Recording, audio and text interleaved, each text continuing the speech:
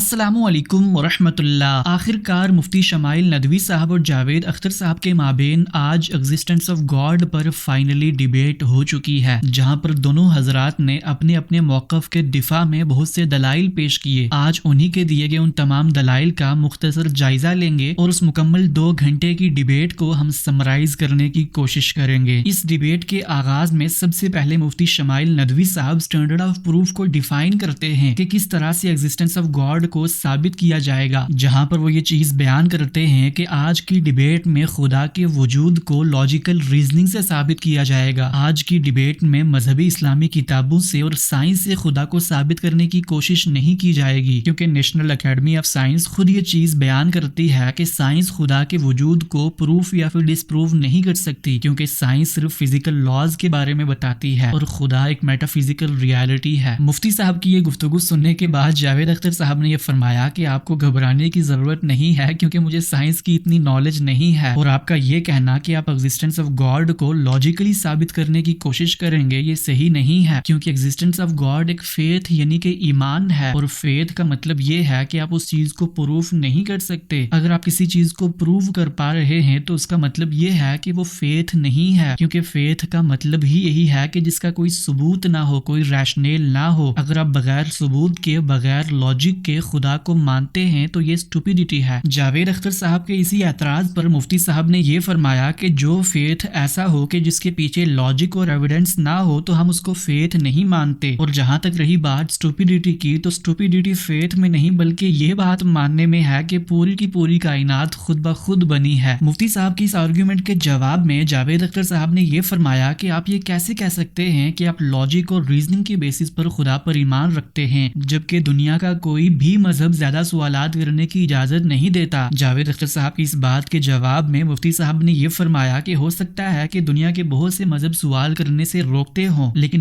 मैं और मेरा मजहब सवाल करने से नहीं रोकता। फेथ का मतलब ये है कि ना कोई गवाह हो, ना कोई सबूत हो, ना कोई रैशनल हो, ना कोई लॉजिक हो, ना कोई प्रूफ हो, मगर तुम एक बात को मानो, ये है फेथ। वरना बिलीफ होता। अगर इसमें कुछ भी सबूत होते, गवाह होते, तो फिर इसे आप बिलीफ कहते हैं। जैसे मेरा बिलीफ है कि नॉट फॉल है, मेरा फेथ थोड़ी है। फेथ इन तमाम शर्तों को रद्द करता है। तो फिर स्टुपिडिटी क्या है?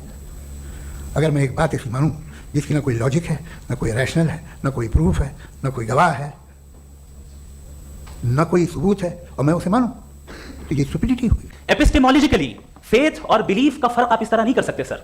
फेथ सही भी होता है, गलत भी होता है। बिलीफ सही भी होता है, गलत भी होता है। जो लॉजिक, रीजन और एविडेंस से बैक्ड होगा वो फेथ सही होगा। और आप जिस फेथ की बात कर रहे हैं कि इलॉजिकल है और उसके पीछे नहीं है, तो we are on the same page. हम नहीं मानते उस फेथ को। जो फेथ ऐसा हो जिसके पीछे कोई लॉजिक ना हो, एविडेंस ना हो, हम नहीं मानते। हम तो उस फेथ के कायल हैं जिसके पीछे लॉजिक हो और एविडेंस हो। कोई एक ऐसी कॉमन सेंस की बात को कबूल नहीं कर रहा है कि यूनिवर्स जो इतने प्रिसाइजली काम कर रहा है, हम कहते हैं कि खुद ब खुद बन गई। मैं समझता हूं इससे बड़ी स्टुपिडिटी और कुछ नहीं है। इन आर्ग्यूमेंट्स के बाद मुफ्ती साहब ये फरमाते हैं कि खुदा ने ये दुनिया हमारे इम्तिहान के लिए बनाई है, और इसमें हमें फ्री विल यानी कि इरादा और इख्तियार दिया है, और इस फ्री विल के साथ प्रॉब्लम ऑफ इवल यानी कि बुराई का होना खुदा के वजूद का सबूत है, क्योंकि अगर खुदा है तो हम सबको उसके सामने अकाउंटेबल यानी कि जवाबदेह होना है, और खुदा के सामने अकाउंटेबिलिटी के लिए इवल का होना जरूरी है, उसके बगैर अकाउंटेबल नहीं हो सकते। इसी हवाले से जब जावेद अख्तर साहब ने गुफ्तगू फरमाई तो उन्होंने ये फरमाया कि अगर खुदा मौजूद है और वो कादिर मुतलक भी है, तो फिर खुदा के होते हुए गजा में 45,000 से ज्यादा मासूम बच्चे क्यों मारे गए? और अब खुदा से दुआ मांग कर ये साबित करते हैं कि खुदा आज भी इस दुनिया में इंटरवीन कर सकता है। तो फिर जब ये 45,000 बच्चे मारे जा रहे थे तो खुदा ने इंटरवीन करके इन बच्चों को महफूज क्यों नहीं किया? और अगर खुदा है और वो इन बच्चों को मरते हुए देख रहा है तो मेरे दिल में उसके लिए कोई इज्जत नहीं है। जावेद अख्तर साहब की इस आर्ग्यूमेंट के जवाब में मुफ्ती साहब ने ये फरमाया कि हम तो तभी ये कहते हैं कि आखिरत का कॉन्सेप्ट होना चाहिए, जहां पर अल्लाह पाक इन तमाम बच्चों को आखिरत में कंपनसेट करेगा, और आप जो लोग खुदा में यकीन नहीं रखते तो उनके नजदीक तो ये बच्चों की कुर्बानियां जाया गई हैं। तो हम एक बात देखते हैं, ये दुनिया जिस पे वो कादिर मुतलक है, जिसकी मर्जी के बगैर पत्ता भी नहीं हिलता, ओमनीपोटेंट है, ये दुनिया चल कैसे रही है? और इस दुनिया का हाल क्या है? 45,000 बच्चे जो 10 साल की उम्र से कम थे वो गाजा में मरे। भूख से काला हांडी में बच्चे मरते हैं और डिप्थेरिया से मरते हैं। डिप्थेरिया अजीब मर्ज है, गले में जाली बनना शुरू होती है, बच्चा नीला हो जाता है, गरीब का बच्चा, इसलिए कि ऊपर से लाते हैं। یہ قادر مطلق ہے جو چاہے کر دے. اسے آپ دعائیں مانگتے ہیں ہماری یہ کام کر دے وہ کر دے, تو اس کا مطلب ڈے ٹو ڈے لائف میں وہ انٹرفیئر کرتا ہے اور یہ دیکھ رہا ہے وہ. اگر وہ واقعی بھی ہے فار ڈسکشن سیک, تو میں جب دنیا دیکھتا ہوں تو میرے دل میں اس کے لیے کوئی عزت نہیں پیدا ہوتی. یہ کیا کر رہے ہو تم پورے آل پاورفل ہو, اومنی پوٹنٹ ہو, اومنی پریزنٹ ہو. تم تو وہاں غزہ میں رہے ہوگے نا, تم ہر جگہ ہو. تم دیکھ رہے تھے کہ بچے کی کیسے دھجیاں اڑ گئی, تم دیکھ رہے تھے, اور تم چاہتے ہو میں تمہاری پرستش کروں گا, تم ہو بھی. اگر آکیوپائڈ پیلسٹائن میں بچوں کو مارا جا رہا ہے فری ول کی وجہ سے اور گاڈ نہیں روک رہا, یہ کانٹرڈکشن ہے. یہ بتائیے کہ ایک ایگزام میں ایک بچہ غلط آنسر لکھ رہا ہے, سنیے, ایگزامینر چاہے تو روک سکتا ہے, کیوں نہیں روک رہا ہے؟ یہ کانٹرڈکشن ہے, یہ کانٹرڈکشن نہیں ہے. فری ول دیا گیا ہے ٹیسٹ کے لیے, اکاؤنٹیبلٹی کے لیے. اگر فری ول نہیں ہوتا تو آپ کہتے ہیں ہمیں روبوٹ بنا دیا گیا. اس کے بعد جاوید اختر صاحب اگلا آرگیومنٹ یہ کرتے ہیں کہ اگر یہ کائنات 14 بلین ایئرس اگو پہلے بنی ہے تو اس کائنات کی تخلیق سے پہلے خدا کیا کر رہا تھا اور وہ کہاں پر تھا. جاوید اختر صاحب کے اس آرگیومنٹ پر مفتی صاحب نے یہ فرمایا کہ یہ لاجیکل فیلیسی ہے کیونکہ ٹائم اور سپیس کا آغاز ہی کائنات کی تخلیق سے ہوا ہے. خدا اس ٹائم اور سپیس سے ماورا ہے. مفتی صاحب کی اس جواب پر جاوید اختر صاحب یہ فرماتے ہیں کہ اس کائنات کی تخلیق سے پہلے وقت نہیں تھا, یہ آپ کیسے کہہ سکتے ہیں؟ اگر خدا موجود تھا تو وہ کسی وقت میں تو ہوگا. اس آرگیومنٹ کے جواب میں مفتی صاحب یہ فرماتے ہیں کہ خدا نے ٹائم کو کریٹ کیا ہے, کریشن کریٹر سے پہلے کیسے موجود ہو سکتی ہے؟ مفتی صاحب کے اس جواب پر جاوید اختر صاحب یہ فرماتے ہیں کہ اگر خدا کا وقت نہیں تھا تو پھر آپ یہ کیوں کہتے ہیں کہ خدا ہمیشہ سے ہے اور ہمیشہ رہے گا؟ یہ یونیورس کہاں تک پھیلی, یہ کب سے ہے اور کب تک رہے گی, ہمیں نہیں معلوم. آپ نے فیصلہ کر لیا کب بنی. یہ آپ کے حساب سے کوئی 14 بلین ایئر بنی جو سمجھا جاتا ہے. اس سے پہلے ہزاروں کروڑوں اربوں سال تک خدا بیٹھا کیا کر رہا تھا؟ خاموش بیٹھا تھا, ایسی جمائیاں لے رہا تھا. پھر اسے آئیڈیا آیا یار ایک کام کرتے ہیں, وقت اچھا گزر جائے گا, یونیورس پر آپ سے سوچیے. وہ تو ہمیشہ سے ہے نا, مگر یونیورس ہمیشہ سے نہیں ہے, یہ تو بنائی گئی ہے. اور اس سے پہلے کیا تھا, ان کا کیا کام تھا؟ آخری چیز انہوں نے کہا کہ خدا دنیا بنانے سے پہلے 150 سال پہلے یا کروڑوں سال پہلے کیا کر رہا تھا. ارے حضرت چلیں بہرحال میں جواب دے دیتا ہوں, آپ ہمارے ریسپیکٹڈ پرسنالٹی ہیں, اگر آپ نہیں ہوتے تو میں اسے انٹرٹین ہی نہیں کرتا. ٹائم یہ 100 سال پہلے یا 100 سال بعد, پہلے بعد میں ابھی, یہ وہ الفاظ ہیں جن کا تعلق ٹائم سے ہے. ٹائم شروع ہی ہوا ہے یونیورس کی بگننگ کے بعد, تو اس کے پہلے خدا کیا کر رہا تھا؟ سوال اللاجیکل ہے, یہ فیلسی ہے. یعنی آپ یہ کہہ رہے ہیں کہ یونیورس کے بننے سے پہلے خدا کیا کر رہا تھا؟ ٹائم کے بننے سے پہلے کا تعلق ٹائم سے, ٹائم اس وقت تھا ہی نہیں, تو یہ سوال ہی انویلڈ ہے خدا کے تعلق سے. میں آپ سے عرض کروں کہ آپ نے کہا کہ جب کائنات ہی نہیں تھی تو وقت بھی نہیں تھا, کچھ بھی نہیں تھا. کیسے نہیں تھا؟ خدا تھا, ایک ایگزسٹنس تو تھا نا خدا کا. تو جب خدا تھا تو وقت بھی ہوگا. ایسا نہیں کہ کچھ بھی نہیں تھا, خدا تھا. انہوں نے کہا کہ کائنات سے پہلے خدا تو تھا, تب بھی تو ٹائم ہوگا. یہ ٹائم کائنات کا حصہ ہے. ہم اس خدا کو مانتے ہیں نیسیسری بینگ کا ٹائم لیس ہونا ضروری ہے, چونکہ وہ ٹائم کا کریٹر ہے. جب اس نے ٹائم کو کریٹ کیا تو وہ خود ٹائم پہ کیسے ہوگا؟ اس نے جب اسپیس کو کریٹ کیا تو خود اسپیس میں کیسے ہوگا؟ اگر وہ ٹائم اینڈ اسپیس کو پہلے سے ہی اس کا پابند ہے تو پھر کس چیز کو اس نے کریٹ کیا؟ لہٰذا یہ سوال غلط ہے کہ خدا تھا تو ٹائم ہوگا. بالکل نہیں, ٹائم کے پابند ہمیں خدا نہیں ہے, ہم فزیکل ورلڈ سے تعلق رکھتے ہیں, وہ میٹا فزیکل ریالٹی ہے. اور یہ کہنا کہ وقت پہلے نہیں تھا تو پھر کیوں کہتے ہیں یہ ہمیشہ سے اور ہمیشہ رہے گا؟ ہمیشہ وقت ہے, تو آپ کیسے کہتے ہیں وہ ہمیشہ سے ہے اور ہمیشہ رہے گا؟ ہمیشہ کا مطلب ہے کوئی وقت, اگر وقت ہی نہیں ہے تو ہمیشہ کیسے؟ ان آرگیومنٹس کے بعد جاوید اختر صاحب یہ فرماتے ہیں کہ اگر آپ خدا کے حوالے سے یہ ماننے کے لیے تیار ہیں کہ وہ خود بخود بنا ہے تو یہی بات آپ اس کائنات کے لیے مان لیں. اس کے جواب میں مفتی صاحب یہ فرماتے ہیں کہ یہ لاجیکلی پاسبل نہیں ہے, کیونکہ یونیورس کنٹینجنٹ ہے, ڈیپینڈنٹ ہے ٹائم اور سپیس پر, اور جو چیز ڈیپینڈنٹ ہوتی ہے تو اس کی بگننگ ہوگی. اور خدا کے حوالے سے ہم یہ عقیدہ نہیں رکھ سکتے کہ خدا کی بھی شروعات ہوئی ہوگی, کیونکہ وہ ہمیشہ سے ہے. اور آپ ایک قدم جا کے ہمیشہ کا ماننے کو تیار ہے, ایک قدم پیچھے مان جائیے بھائی. آپ اس کے بعد جاتے ہو, کہتے سوال نہ کرنا کہ یہ کہاں سے آیا, یہ پاور تو ہمیشہ سے ہمیشہ رہے گی. تو آپ یونیورس کے بارے میں ماننے میں کیا تکلیف ہے؟ ایک قدم پہلے رک جائیے, یہ ہمیشہ سے تھی یا نہیں تھی ہمیں معلوم نہیں ہے. آپ نے کہا یونیورس کے بارے میں اٹرنل کیوں نہیں بول دیتے؟ یہ چونکہ لاجیکلی پاسبل ہی نہیں ہے کہ یونیورس اٹرنل ہو. یونیورس ایک کنٹینجنٹ چیز ہے جو ٹائم اینڈ اسپیس کے پابند ہے, ٹائم اینڈ اسپیس سے باؤنڈ ہے. جو ٹائم اینڈ اسپیس سے باؤنڈ ہوگا وہ کنٹینجنٹ ہوگا, جو کنٹینجنٹ ہوگا وہ اس کی بگننگ ہوئی ہوگی, جس کی بگننگ ہوئی ہوگی وہ اٹرنل نہیں ہو سکتا. یہ تو کامن سی بات ہے.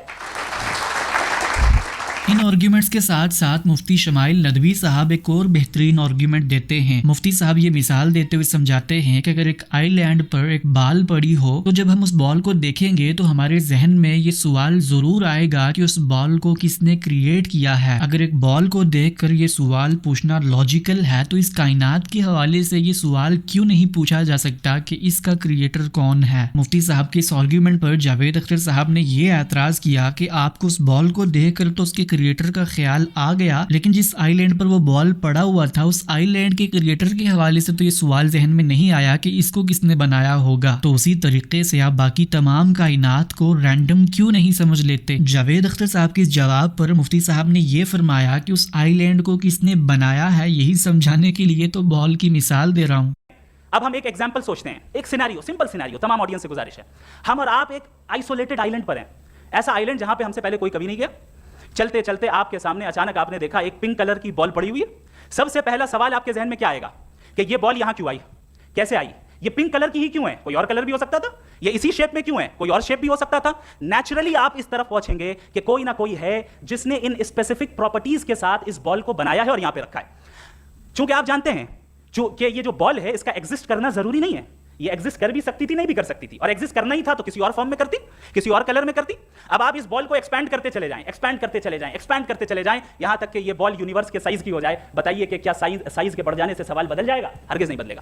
ابھی بھی سوال رہے گا یہ یونیورس کہاں سے آیا، ان اسپیسیفک پراپرٹیز کے ساتھ کہاں سے آیا، کیوں آیا، کس نے بنایا، یہ سوال اس وقت بھی ویلڈ رہے گا. کمال یہ ہے کہ آپ نے بتایا کہ ایک آئی لینڈ پہ گئے اور ایک بال دیکھی. آپ نے یہ نہیں کہا کہ آئی لینڈ کس نے بنایا، آپ کو صرف بال پہ حیرت ہوئی. ہم نے آئی لینڈ پہ ہم نے حیرت نہیں کی، ہوتے ہیں آئی لینڈ.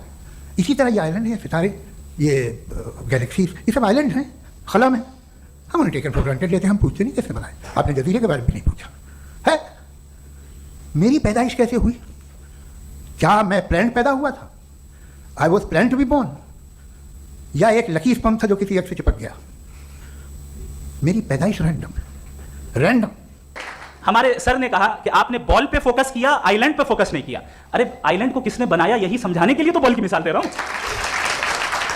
اور بال بھی کانٹینجنٹ ہے، آئی لینڈ بھی کانٹینجنٹ ہے، دونوں نیسیسری بینگ کا مطالبہ کرتے ہیں. بہرحال یہ تھے کچھ پرائم آرگیومنٹس اس ڈیبیٹ کے جو سب سے زیادہ امپورٹنٹ تھے. اس کے علاوہ بھی انہوں نے بے شمار چیزیں ڈسکس کی ہیں، اور اس ڈیبیٹ میں وہاں پر مشہور عالم دین مفتی یاسر ندیم الواجدی صاحب بھی موجود تھے جنہوں نے جاوید اختر صاحب سے ایک بہترین سوال کیا. اگر آپ شاعر اس لیے ہیں کہ آپ کے کوئی استاد شاعر تھے، اور وہ اس لیے شاعر تھے کہ ان کے کوئی استاد شاعر تھے، اور اسی طریقے سے ہم ماضی میں پیچھے چلتے چلتے چلے جائیں اور کہیں نہ رکیں تو معاف کیجیے گا آپ کبھی شاعر نہیں ہو سکتے. لیکن آپ شاعر ہیں، آپ کا شعر ایگزسٹ کرتا ہے، اس کا مطلب یہ ہے کہ آپ کہیں نہ کہیں رکے ہیں. تو میرا سوال یہ ہے کہ کیا آپ انفینٹ ریگریس آف کازز کو لاجیکل فیلسی مانتے ہیں یا نہیں مانتے؟ ہاں یا نا؟ میں انہیں لاجیکل فیلسی نہیں مانتا ہوں، لیکن میرا پرابلم یہ ہے کہ جب میں نہیں مانتا ہوں تو I will continue with this logic جو فیلسی نہیں ہو. آپ ایک جگہ رک جاتے ہیں جا کے، آپ کہتے ہیں یہ گیند کیسے بنی ہے، جزیرہ کیسے بنا، یہ سمندر کیسے بنا، یہ زمین کیسے بنی، اور اچانک گاڈ پہ جا کے آپ کو بریک لگ جاتا ہے. ایک بار آپ سوال نہیں کرتے کہ بھائی ان کو بنانے والا تو ان سے بھی کمپلیکیٹڈ ہوگا، وہ کیسے بنا، اس کے بارے میں آپ نے اطمینان کر لیا وہ ہمیشہ سے ہے. تو اگر آپ اسے ہمیشہ سے مانتے ہیں تو پھر یہ مان لیجیے کہ کائنات ہمیشہ سے ہے، کیا تکلیف؟ اور اس ڈیبیٹ کی سب سے خوبصورت بات یہ تھی کہ دونوں حضرات نے بہت ہی ادب سے، بہت ہی سلیقے سے آرگیومنٹس پیش کیے. اور اس جگہ تو مفتی شمائل ندوی صاحب نے اعلیٰ ظرف دکھاتے ہوئے جاوید اختر صاحب کو تو آئی لو یو بھی کہہ دیا. کہ آپ ایک سڑک پہ جا رہے ہوں اور آپ کسی گارڈن میں جائیں اور دیکھیں وہاں لکھا ہے پھولوں کے ساتھ I love Javed Akhtar, and I really do, I love you sir.